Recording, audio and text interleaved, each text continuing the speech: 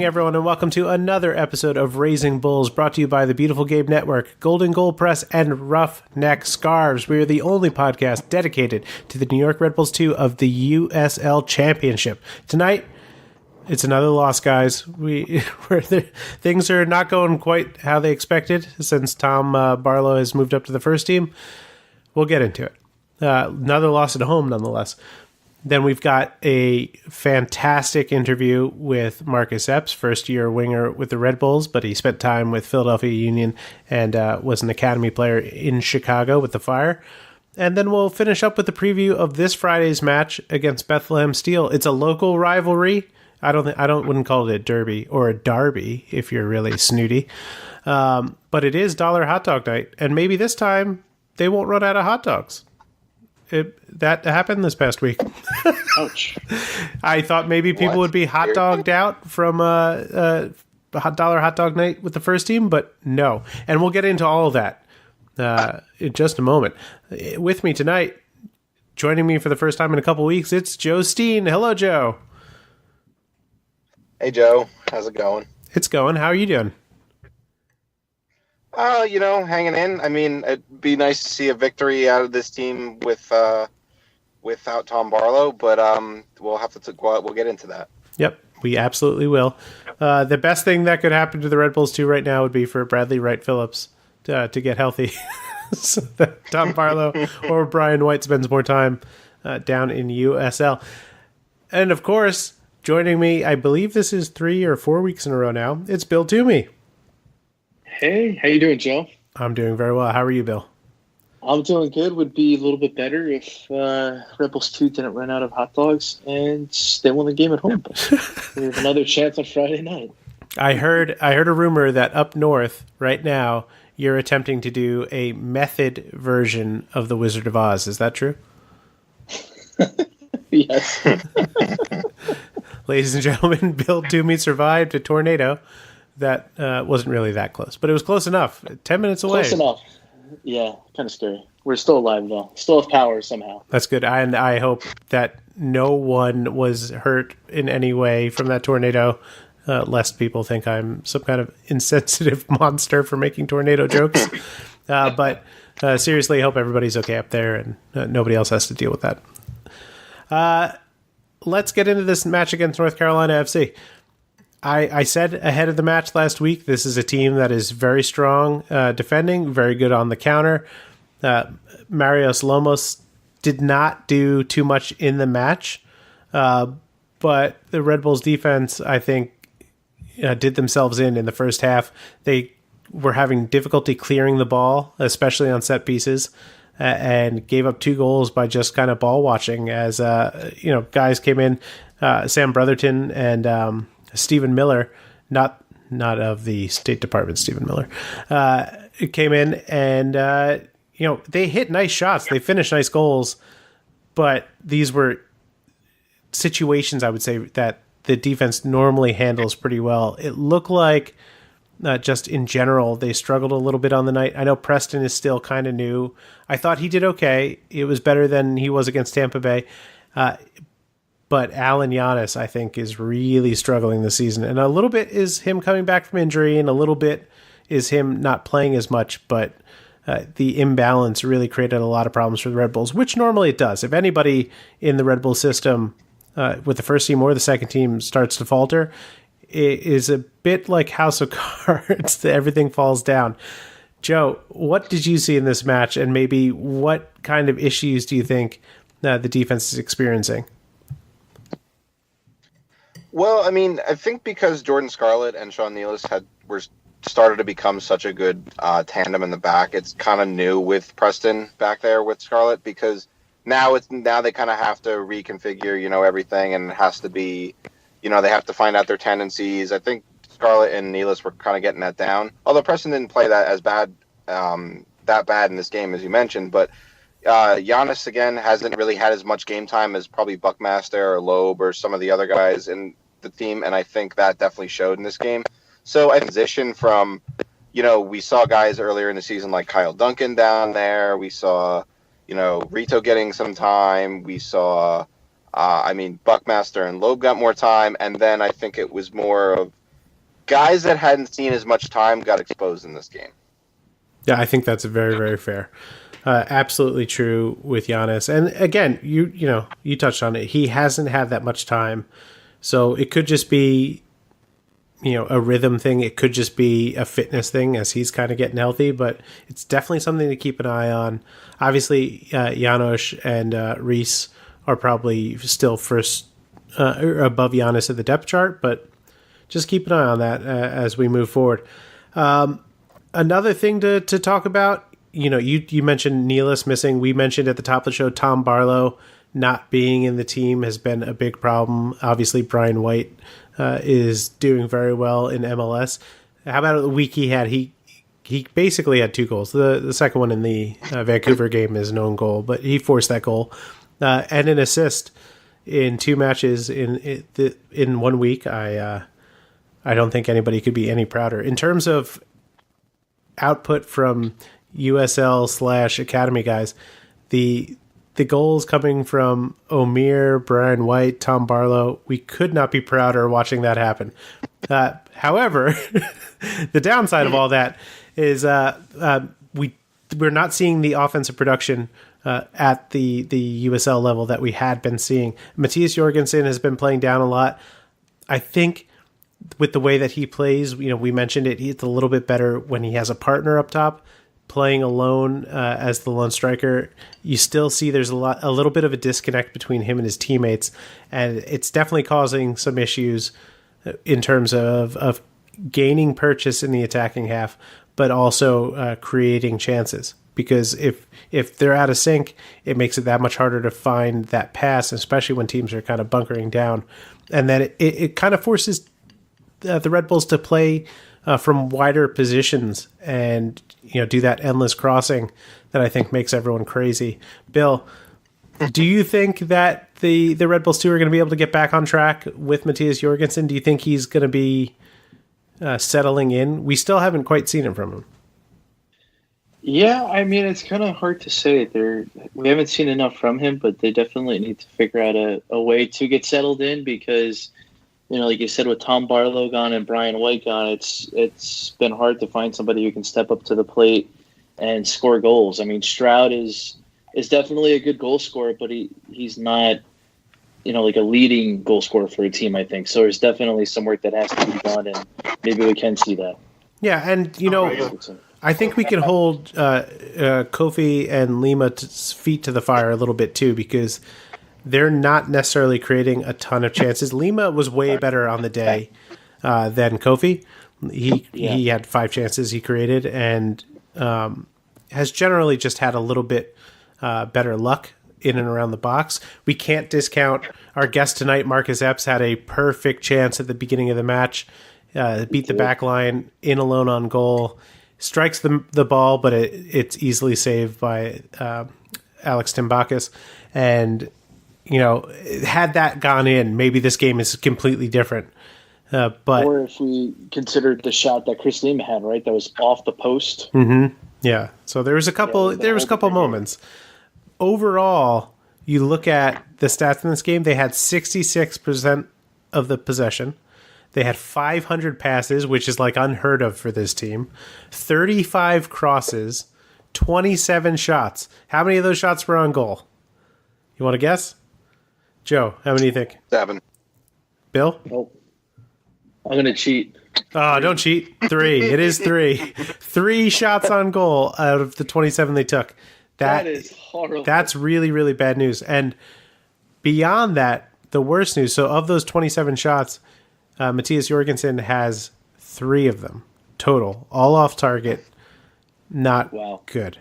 Not good at all. The only 2 and they're offensive kind of mixed from inside the box and outside the box too. It's kind of like split down the middle for that. So, and that, I mean, you see that a lot when teams bunker that they'll shoot from the outside, and they're not necessarily bad at it. Not to continue to call out Epps, but he had a fantastic goal against Swope Park Rangers that was outside of the box, catching the goalie napping. So it's definitely worth them trying that, but it doesn't always come off. And obviously, we saw that today. A lot of block shots. Of the starting offensive group, Jorgensen, Epps, Stroud, Kofi, Mines, and Lima, only 2 of those guys put shots on target in the match, period. And that was Stroud and Marcus Epps. That's got to change. Moving forward, they really got to figure out a different approach. I know that we've talked about looking to combine in the offensive third, and I think at the beginning of the match, we saw a little bit more flexibility and the Red Bulls' ability to do that. However, they kind of got out of their rhythm a little bit after the red card when they gained most of the possession because North Carolina was then sitting back a lot deeper and took away a lot of that space. So there was less room to operate. I think you saw a little bit of the sloppiness that got involved, and it sort of spiraled from there. And the possession numbers are kind of crazy too when you look at them. So Red Bulls had 66.2% possession compared to 33.8% for North Carolina. Yeah, and some of that is due to the way that they took over the match in the second half, but not all of it. The Red Bulls had a good amount of possession. They looked like a team that was focused. They came out strong. It's something that we're used to seeing, and it actually reminds me a little bit of the team last year, where they just make these mental mistakes and it really costs them. Now, when they were playing teams like Charlotte or like Hartford, you can get away with having a bad half like that and then have a strong second half, and it's not a big deal. But playing the stronger teams like North Carolina and Tampa Bay, it's really going to be a killer. It's been I don't know if they've put together like a full 90 minutes this year. It seems like they've been very good in increments, but like you mentioned, against like Tampa and North Carolina, they're going to have to put together not near perfect games, but like they're going to have to control most of the game and not make mistakes. Yeah, and I think that'll come too. Look at that group. You've got Giannis, who hasn't played that much, Kilwain, who is brand new to the team, Kofi, who is basically brand new to the team, Mines, who hasn't played that much, Jorgensen, who's still learning the system. So that's 5 of the 11 guys on the pitch aren't necessarily settled in or locked in or even in their best form. So I'll cut them some slack. But do you think it's a possibility that that Jared Stroud ends a first team contract by the end of this year? I don't. He playing on the wing, I think he still looked very good. Playing in the middle, he still doesn't look settled in for me. I think he's got the tools to do it, and we've talked about that before, but sometimes he gets a little bit lost for where he should be, and that is something that's just going to take time. And if he develops into that, I think it'll be great. And I think another part of the MLS contract thing for him is if there's room. Because you still have a ton of guys out there. You have Omir and Derek and Andy Ivan, Alex Muil, and obviously Epps, who's bounced between the first and second team. Right. So that's already 5 players you have to get past. So I think he's got the talent to do it? Absolutely. Will he do it? Well, that will be seen. It's a good question. Another nice thing in this match, Sal Esposito got his debut with the club. He is, I believe, I want to say an U19 Academy player. I could be wrong about that. I think Eric wrote about him this week, so maybe I can check that out. On Red Bulls News Network, we published a story this morning, A Day on the Farm. Eric Friedlander went out and took in some Academy games. You should definitely give that a read if you're interested in the up-and-comers. Esposito. He's a U19 player. Okay. He's also on the U19s with JCL Cedeno, who got some time a little bit earlier. Not a lot, but a little bit. He's the kind of guy, though, that I think the Red Bulls are definitely interested in bringing through. I've got sources saying that they're very high on him, so we'll have to see what happens there. But congrats, Sal, on your debut. Hopefully we'll be seeing more of you, and I got nothing else to add there. You guys have anything else you want to add before we do Man of the Match? Kind of to circle back real quick, did you get to meet, was it your cousin's boyfriend's friend or something like that? So I think she was at the game. I don't know for sure because I didn't actually see her there. But it is Tom McCabe's cousin that she's dating. And I met him on the weekend at a street fair in Metuchen. There you go. Awesome. but only briefly. He was a teenage boy, so he said very little, but was polite. That's my review of meeting him. If anyone else would like me to review my interactions with you, please feel free. And also, don't be alarmed if I don't say a lot to you or if I walk away and I'm a weirdo because I'm just very socially awkward. That's just how I am. Anyway. Just start up a new podcast for reviewing people in public and like movie reviews with Joe Goldstein. Yeah, I would do movie reviews in a second. I could talk to everybody through this microphone, but in public, oof. Anyway, let's go man of the match. Who you got, Joe? I would say Jared Stroud scored a goal, probably could have had a second if not for a great save on his free kick, but I'd say had a very good impact on the match in the second half. Bill? Yeah, I'm going to say Stroud as well because he had the goal, and he played a pretty solid game. Man, no, so normally I would have just picked Jared Stroud, but now I'm going to go back and pick somebody else.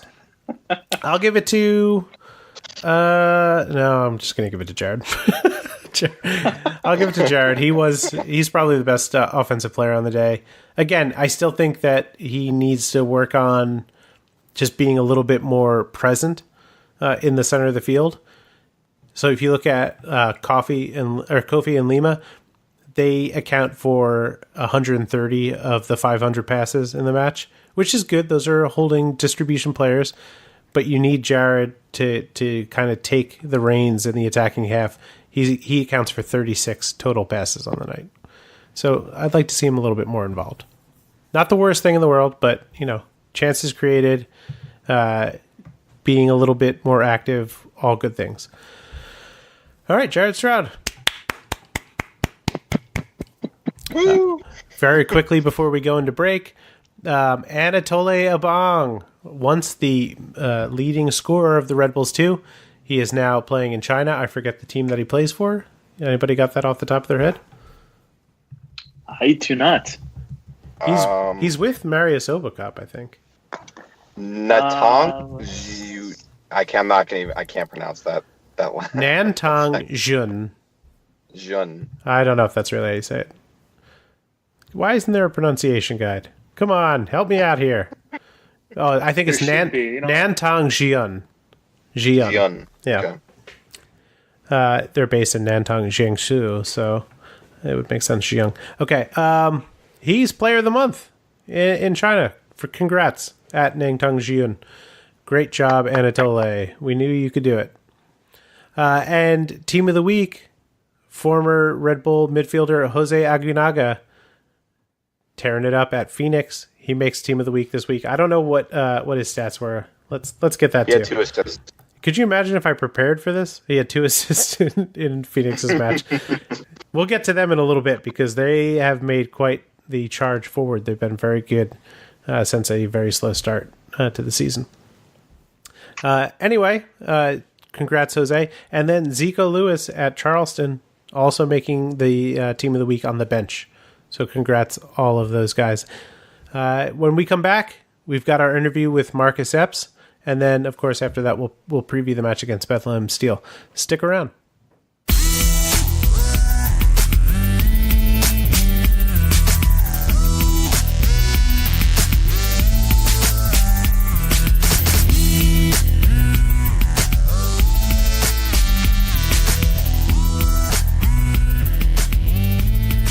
And we're back. We are joined now by first-year winger Marcus Epps, a Red Bull 1, Red Bull 2 in-betweener. Marcus, thank you so much for joining the show. No problem. Thanks for having me. Absolutely. First year with the club, we've gotten a really good look at you and the type of player that you are, but let's rewind the clock a little bit. Tell me about your earliest days playing soccer. You grew up in Mississippi, right?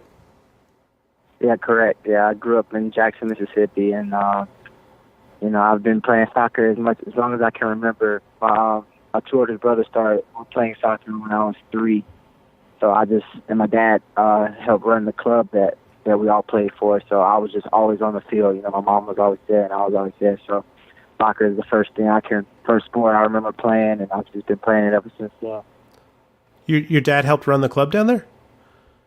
Yes, CJSO. I played there until I was 16, and it's a great organization in Jackson. My dad was one of the founders of the club. You know, they founded it so that my brothers and his friends could have a team close by to where we lived, and so ever since then, that's been like family to me. CJSO, you know, there's a lot of guys actually who've come through that club and played college, and a few that's played professional. So, yeah, that's like a family, a second home for me. CJSO is.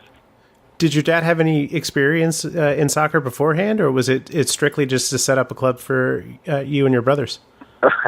Yeah, definitely. It was just for me and my brothers. He didn't know anything about soccer. He used to tell me that he had to go to the library with the soccer books and soccer videos just so he could know what to teach my brother and his friends, you know, the next day in practice. So it's definitely something new to my family and to the area at the time. So it was more of a startup thing, but it's been a big part of my life and my development with soccer. That's really, really interesting. What made your brothers get interested in soccer? Yeah, funny story. My oldest brother, he played multiple sports: football, basketball, track, as well as my middle brother. He did other sports as well. But one day, my oldest brother just went up to my dad and was like, "Look, I want to play soccer. I want to try it." You know, he played it once in PE, and I believe he was 16 at the time. He played it in PE at school, at high school, and he liked it. And he asked my dad about it, and my dad looked up places to take him, you know, clubs that he could join, and he couldn't find one, so they just put both my brothers into a team, got friends that they knew and parents they knew, and formed a team, and that's just how soccer was introduced to my life. Wow. My family's life. That is amazing. Yeah. It's so funny how small experiences can really shape the rest of our lives. Exactly, yeah. So after you'd spent some time, CJSO is what you said, right? Yes, that's correct. Then you moved to Chicago and you were part of the Fire Academy. How did they discover you? That was also a weird story. You know, I played for CJSO at the time. I was 15, and I was at ODP camp with a close friend of mine, Hayden Cochran. He played with the Mississippi Fire. Chicago Fire had an affiliate club out in Mississippi, and they had been scouting my friend for a month, and they invited him to come up for a trial before GA Cup. Mm-hmm. And my friend told him about me because we were both in holdovers together. He was leaving the next 2 days later to go up there for the trial, and he asked me to come. And I was like, I don't know if I can just come up and, you know, go to a tryout with Chicago. And they called the coaching staff for the academy at the time, and they had heard about me. And they said, yeah, bring him up. And I left holdovers early. Like in 2 days, I decided to just go and try to do this trial, you know, with the academy. And I left and went there, played well, got invited back to GA Cup, and then ever since then, a month later, I moved to Chicago with the host family to continue soccer there. What is that experience like, living with the host family? Did you have any connection with them beforehand, or was it just sort of completely brand new? It was completely brand new. You know, ODP and club were all I knew and my parents knew at the time. And this was towards the beginning of academy. I think academy was only around 2 years before I went. And so it was fresh. My dad did research. Me and my dad did research for probably one day. And the next day, it just felt on my heart that I wanted to go.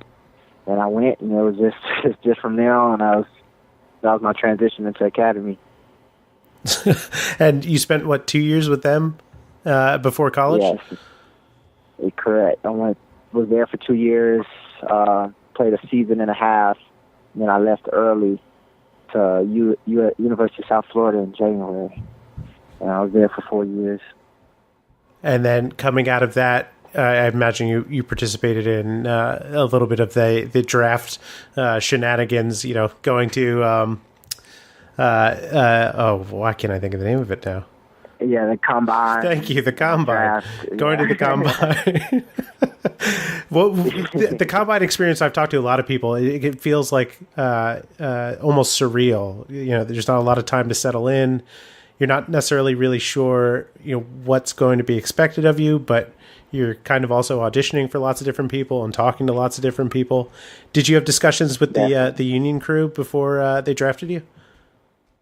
Yes, I did actually. When you're there, you train, and then in between days or on days you play, you get brought in for interviews for various clubs, and the union, they were one that I had an interview with, and I had a pretty good idea that I might end up there, but there were also a few other teams, so it was a surreal experience, having to perform and audition like you said, as well as get to know these clubs and them getting to know you and this whirlwind, because this combine was only like 5 days, and then 10 days afterwards, or then the draft, and then 10 days after you go into whatever team you're selected by. So it was a whirlwind that month, but my mindset going into it was just trying to enjoy it all and just play for me and show who I am and take it all in. It sounds like there's like a bit of that throughout your journey. Did that kind of maybe help you settle in a little bit easier than some other guys? Yeah, definitely. I have great support, with my family, my brothers, friends, agents, teammates, staff that I've been around. They really try to incorporate that wherever I go, is to just be confident, be me, and play what I want and have like how I know and have fun and that mindset going into new teams and new environments is a big reason why I feel like that adjustment has been easier for me. But as said, it's still something you have to learn from and continue to work at. So yeah, of course, I'm blessed to have that support group.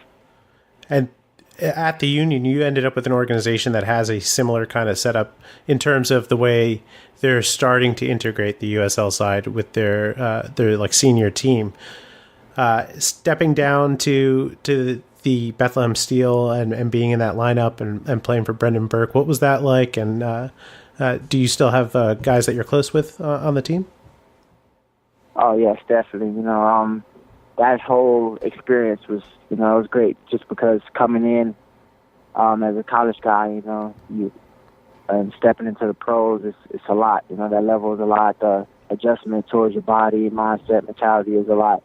And being able to drop down and get games with, the USL side at Bethlehem, it was a great adjustment piece for me, to be able to stay fit, to be able to learn and get high-paced games, as well as, learning the system and all that. So it was a great experience for me, and I do keep in touch with a few of the guys on the team, and me and Brendan Burke have a good relationship. I spoke with him before I left, and he wished me luck, and so it was a whole good experience while I was there. And just in general in that team, I think Red Bulls 2 gets a lot of attention because they had that huge amount of success in 2016 winning the cup, but the number of guys that they're bringing up to the senior team in Philly is really impressive too. Is the mentality similar at both of the USL sides? Red Bulls 2 and Bethlehem Steel. Definitely. Seeing both sides. Seeing Red Bull 2 and Bethlehem Steel, I would say this. The mentality and the system is very much alike. I feel like it's a bit more aggressive here. A bit more. Organized and established as far as that. But Bethlehem definitely, follows the same template there, and you're starting to see that with guys getting, contracts up with the first team, or academy guys getting minutes, or professional debuts and that. So it's definitely similar organization and mentality at the Steel side as it is with Red Bull 2. That's very fair. Before I let you go, because this has been absolutely fantastic. I wasn't prepared for all that stuff in the beginning. That was great. I'm going to subject you to the lightning round. Are you ready? Yeah, I'm ready. Okay. Popcorn, yes or no? Yes. Star Wars or Star Trek? Star Wars. Marvel or DC? Oh, man. Marvel. Super Mario or Sonic the Hedgehog? Super Mario. Who is your favorite team to play as in FIFA? Favorite team to play as in FIFA? PSG. You got nobody has said the Red Bulls yet. You know, this is a perfect opportunity. And this last one, I'm calling the Derek Etienne Award. Who is the worst dancer on the Red Bulls 2? Worst dancer? Ooh-wee. I'm gonna have to say, worst dancer. That's a tough one. I'm going to have to say Reese for now. I haven't seen Reese step it up. All right. Dancing yet, so he is Reese leading the pack. Right now. He's leading the pack. I believe he also voted for himself. Yeah. Oh, man. That's very good. Well, Marcus, this has been fantastic. Thank you so much for coming on. We wish you nothing but the best of luck on Friday. Thank you. Thanks for having me. Have a great day. And when we come back, we're going to preview the match against Bethlehem Steel. So stick around.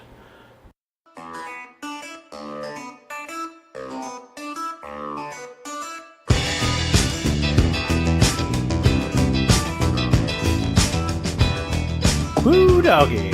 That was some interview. I was not prepared for all of that background stuff, but absolutely fantastic to hear that story from Marcus Epps. And it sounds like his dad is quite a guy. Going out and starting a team for his sons and learning everything about soccer. And wow, it still produces a professional player. Unreal. Anyway, let's talk Bethlehem Steel FC. They are 3-5-4 on the year with a -4 goal differential. Doesn't sound that good, but it's good enough for 10th place in the East. They are 0-2-3 in their last 5 matches. At home, they are 1-4-3. Not so good, but on the road, 2-1-1. So weird. It's crazy. So weird. There was a little while in the 2016 season where the Red Bulls' road record was way better than their home record, but whatever. I said their last 5 matches, they are 0-2-3. Their losses came against Indy 11 and Ottawa Fury. They drew Loudoun, Atlanta, and Louisville. Their main goal scorers, Kasper Shableko. I definitely said that wrong. Shabilko? I don't know. He's mostly playing with the Union now, so he will not be there. I'm going to mess this one up too. Faris Pemi Mumbangda, Michi Galina, and Shivani Willis. All of those guys have 3 goals for the squad. Assists from Zachary Sandy, he's got 3, and Matt Real with 2. Team is really not that bad. They've switched to 4-4-2 to kind of line up with what the Philly Union are doing, which is good, of course. We know with the MLS 2 sides, you want to see that cohesion, which they're definitely getting. And, of course, they're playing at Talon now, so they're way closer with the first team than they had been previously. But the 4-4-2 is not necessarily going that great. The squad is still very, very young, which is another sort of MLS2 staple. And they're very good on the attack, but they are a little bit leaky defensively. I got that info from Evan Villela. Thank you, Evan. Their last match, Faris Pemi Mumbagna and Benjamin Ofemu. I'm definitely saying that wrong. Ofiem. I don't know. I cannot say that right. I'm so sorry, guys. A striker and a center back. They each got red cards in that match against Louisville, so they will not be featuring in the match this coming weekend. Expect Galina to kind of do all the heavy lifting for them. They're definitely going to be a tough out. Every time that the Red Bulls have played them, they've struggled. I think they've only won maybe one of those matches against them and have either lost or drawn. Right? One in the last 3 years, I think. Yeah. 1 win in the last 3. And the rest are losses and draws. It's usually not so great, but I think, if the Red Bulls are going to get their scoring shoes back on, tonight might be the game. What am I saying? This week might be the game. Yeah. Tonight might be the game. Good Lord. Don't read while you're trying to talk, kids, because if you do that, you're going to say foolish things. I'll even say stupid things. Yeah, this is going to be a tough out. I think when you look at what they've done so far this year, again, they're not blowing anyone out of the water, but they're a solid team. They don't let good teams really, I think, whoop on them. They're able to stay in matches. They get back even from like big deficits. Of course, the exceptions are their last two losses against Indy and Ottawa, but otherwise they pretty much hang in matches. They've scored in almost all the matches they've played, and other than the first 2-3 matches of the season, they've looked like a solid team, but they're just not getting the results. They actually remind me a lot of the Red Bulls too over the last couple of seasons, where they're started slow. As the team kind of acclimates to each other, they've gotten a little bit better, but it's still a work in progress. Joe, what have you seen from Steel so far this season? I think you hit the nail on the head. They're in most of their games. They know how to score. They know how to create going forward. Which again, this is a team that has always given Red Bull 2 trouble because they kind of play that counterattacking style. They're very quick. They get a lot of bodies forward. And they just seem to give, and because the Red Bulls like to possess the ball, and as we talked about in the opening segment, this team has made mistakes, and they possess the ball a lot, and they seem to make crucial mistakes, which teams that are very good at counterattacking, jump upon. So, what I think is this is going to be a tough game for them. It's always a tough game when they play Bethlehem Steel, but this is going to be a game where they're going to have to be in sync defensively. Lima and Kofi are going to have to be, in sync in the midfield.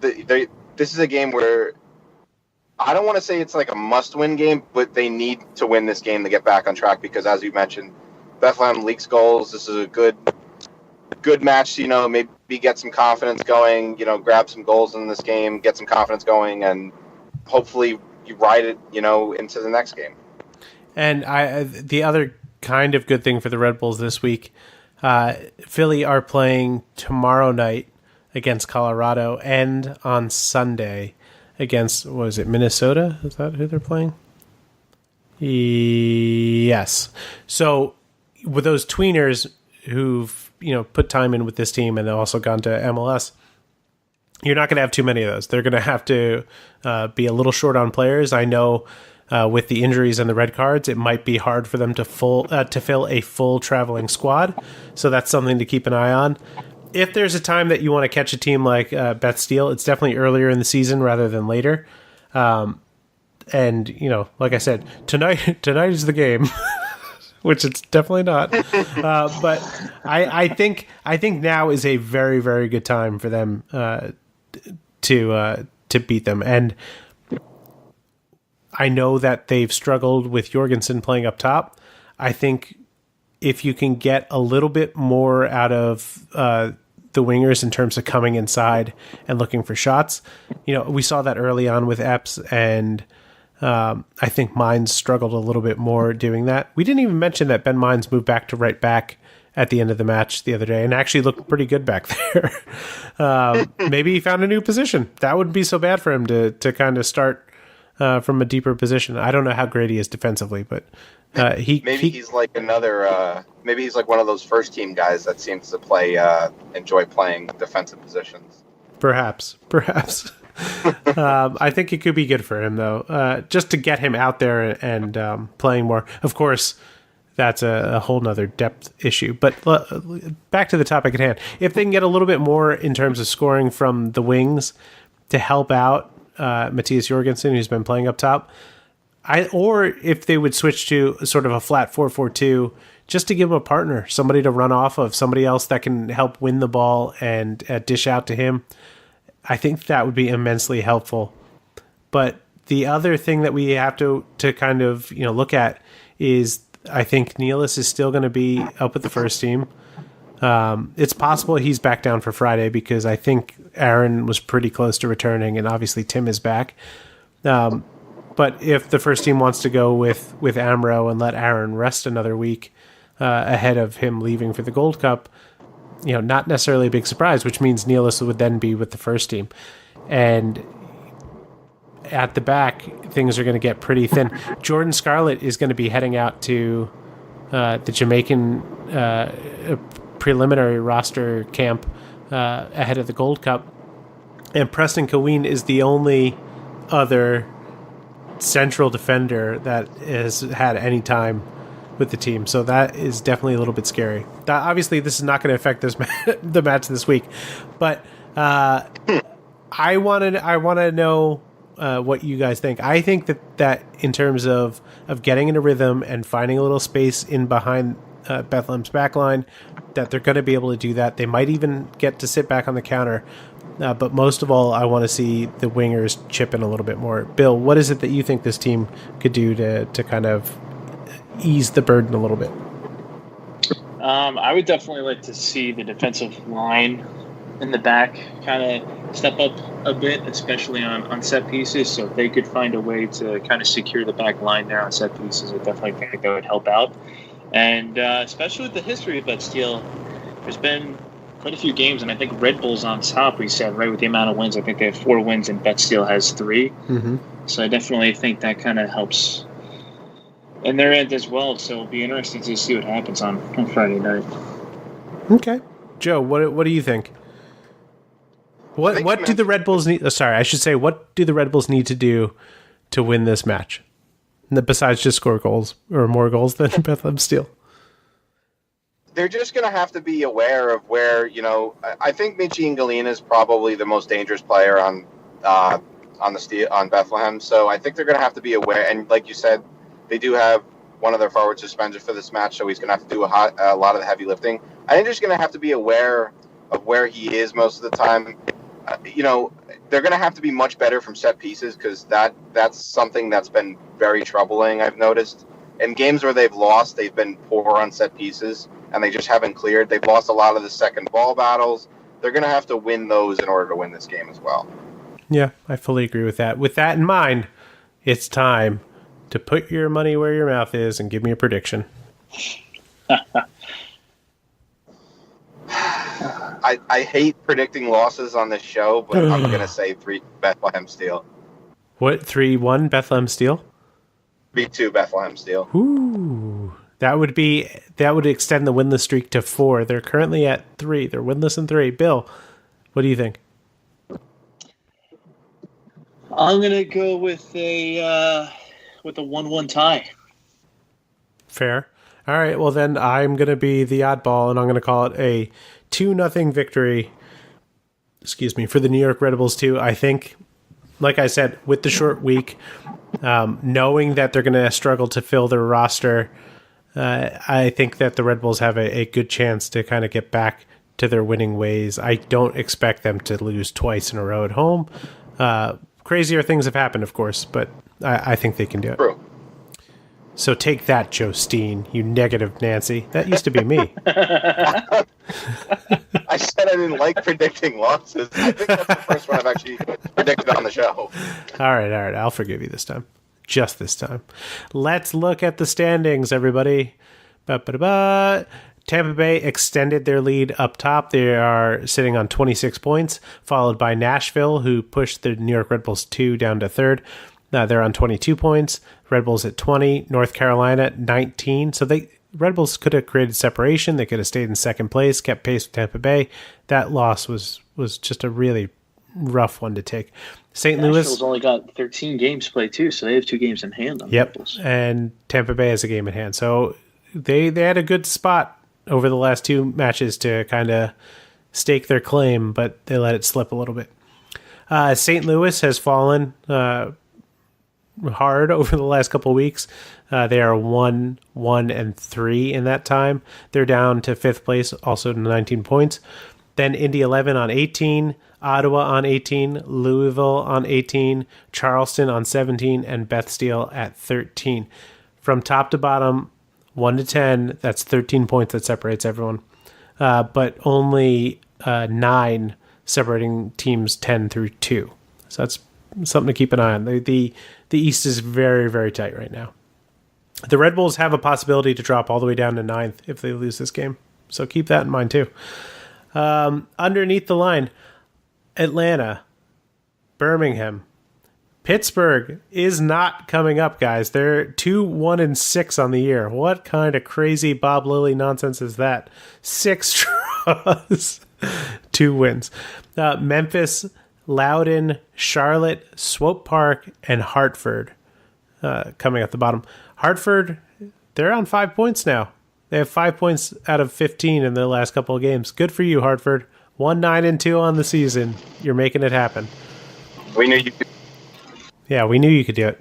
Any surprises, things you want to say or talk about with those Eastern Conference standings? Charlotte Independence. I mean, I think it's still weird seeing them at the bottom. Yeah, it is definitely weird. Joe? A little weird seeing St. Louis drop off so quickly. Yeah, well, a big part of their success has been their defense, and their 3 draws in the last 4 matches are all 0-0 draws.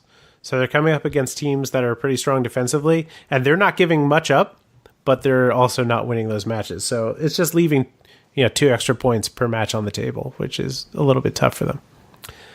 Okay, Western Conference. New Mexico, 24 points. Phoenix Rising, making a huge comeback. Started at the bottom. They're working their way to the top. They're underneath them with 20 points. Then Fresno, who finally has a loss. We didn't mention that over the last couple of weeks. They finally lost their first match back on May 8th to Sac Republic. Also on 20 points now. Portland Timbers, 19. OKC Energy, 18. Tulsa, Reno, and El Paso Locomotive, 17. Rio Grande Valley and LA Galaxy 2 on 16. Las Vegas Lights and Austin Bold on 15. As well as Orange County SC. Sac Republic on 14. Real Monarchs on 12. They're in 15th place, the Real Monarchs. What? San Antonio also on 12. Colorado and Tacoma on 8, carrying up the bottom. Tacoma Defiance, they're negative 26 goal differential. Yowzer. Yowzer. So we talked about how from 10th to 1st in the East, it's separated by 13 points. In the West, 16th to 1st is separated by 12. That's crazy. That's unbelievable. Unbelievable. I mean, it shows the league has parity, which is good. So, yeah. I mean, that's a good thing. I love how volatile the standings are right now. Any given week, any team could be on top. You can't make a mistake. Yeah, yeah. Which is, to me, a little bit more like what you see in the celebrated European leagues, where if you lose, 1 or 2 games, you drop off, and you might not be able to climb back up. So definitely interesting. Keep an eye out for that. Obviously, the consistency at the top is not quite as good in USL, but it is what it is. Any other comments you want to make about Western Conference? Are you going to thumb our noses in the fact that you were right about Phoenix and they're playing so well right now? No, because they have to win. I said they'd win the West, and New Mexico doesn't look like they're going to slow down anytime soon. So, okay. I think I've been more impressed with how Portland 2's kind of rebounded, again this year. I mean, they kind of dropped off the end of last year, and they've done pretty well. Fresno's been impressive as well. And I think Tulsa Roughnecks are a great story this year so far, too. Yeah, they were absolutely terrible last year. Yeah, how bad they were, and they're all the way up there. So, the West has been both conferences have provided a lot of entertainment, which I really like. Very much so. I want to give a shout out because we were talking about Phoenix Rising. Our good friend Junior Flemings is having a heck of a season so far. Through 12 matches, 6 goals, 5 assists. Fantastic. Wow. Great job out there. That's awesome. And Aginaga, he had 2 assists in the last match. He's on 3 assists now. So they're both doing pretty good. Good to see. And I think that wraps it up for us. I don't think we have anything else to talk about now. Is that right? Yes. One of these days, when we transition to the end game, I'll do it very seamlessly. But it's not today. If you want to follow us on Twitter, I am at _ Joe Goldstein. I'm at Bill TNJ. I am at jsteen15. And if you'd like to follow the show, and we hope you do, we are at Raising Bull Cast. That's one bull, Raising Bull Cast. And of course, that's on Twitter. If you'd like to follow our work, you can find it at rbnn.us. That's the Red Bulls News Network, or RB News Network on Twitter. You can find us on facebook.com/raisingbulls. You can find us on raisingbulls.com, where you can even send us questions to questions@raisingbulls.com. We'd love to hear from you, and we'd love to interact with you. Don't make us beg. We're on iTunes, Stitcher, Google Play, Spotify, wherever you get your podcasts. Find us, rate us, review us. It really does help. And, of course, subscribe. We're part of the Beautiful Game Network at bgn.fm, covering MLS, USL, Premier League, and NWSL. They've got a ton of great podcasts for the USL, like Orange and Black Soccer Cast, Rising as One, Mongols, Play the Kids, 1868 Weekly, Down in the Valley, Old Glory Red Report, St. Louis Soccer Report, Texas Soccer Radio, The Unused Substitute, and Tornado Alley. Find them, listen to them. They will let you know all about the teams they cover. And you want to watch USL and be knowledgeable, that's a great place to start. And, of course, they've got great written content on bgn.fm as well. We're also sponsored by Golden Goal Press, the best choice for you to get custom shirts, hats, mugs, and other items for just yourself or your organization. Check out their amazing products at a fraction of the price of other places at goldengoalpress.com. Last but not least, we'd like to thank our sponsor, Roughneck Scarves, the official scarf supplier of MLS, USL, and US Soccer. Get custom scarves for your group or team at roughneckscarves.com. For myself, Joe Steen, Bill Toomey, and Marcus Epps, thank you very much, and have a great night.